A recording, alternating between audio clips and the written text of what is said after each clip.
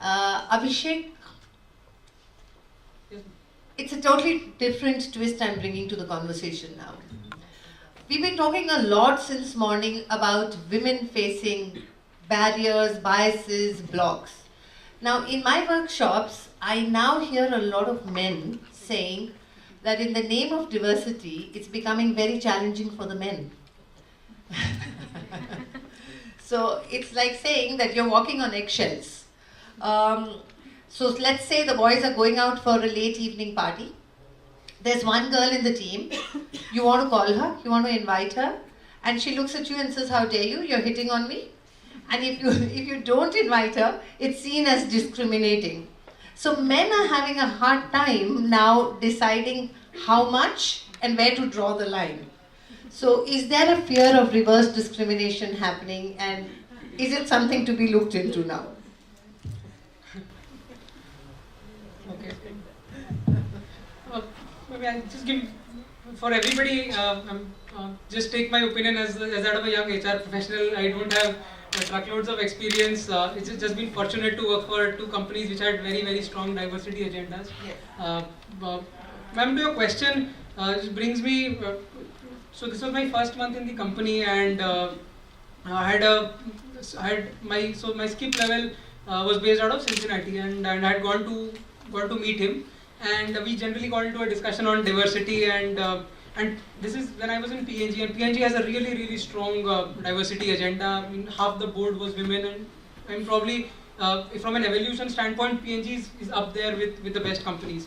And there was some discussion, and in a funny note, I almost asked him, I mean, what are your chances of getting promoted, etc., something like that. And he says, I am the most disadvantaged person in the company. And I'm like, why? And he says, I'm a white American male. I'm like, and I was like, yeah, to a boy coming from Jharkhand, I mean, you're telling me this. So, I mean, in a company like P&G, probably, yeah, I'd agree that at some level, my experience has been a lot of leaders sometimes talk about this affirmative action in a clandestine manner. I mean, it's not supposed to be like that. I mean, if we have an affirmative action plan, it has to be out there with the right disclaimers of meritocracy, etc., put into place. So when I was in HRBP for for an engineering vertical.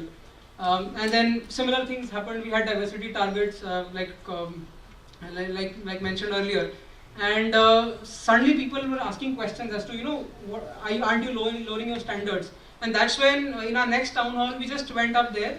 Our leader presented a slide and said, "Listen, these are our hiring criteria. We don't compromise on any of that. But yes, if IIT Chennai has slightly more women than IIT Delhi, yes, we are choosing to go to IIT Chennai and solving the problem at source. It's like a simple supply chain problem."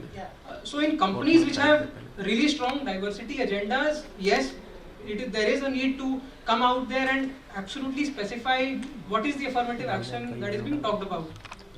But my experience and my discussions across conferences with everybody just tells me that, I mean, 90% of the world is not even close. Yes. So before we think of those problems and the other side of the table starting to get worried, it's important for the other 90% to even get to a situation.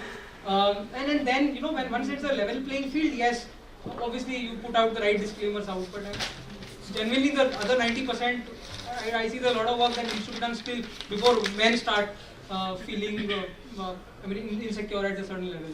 Wow, I think that's a very wise answer, Abhishek, which says that even though there might be a small section of society where the pendulum might be swinging the other side, but you can't stop the momentum yet because there's still a lot of work. The majority of people have not even been touched by the process yet. We're talking about a very small section there. So that's a very wise answer.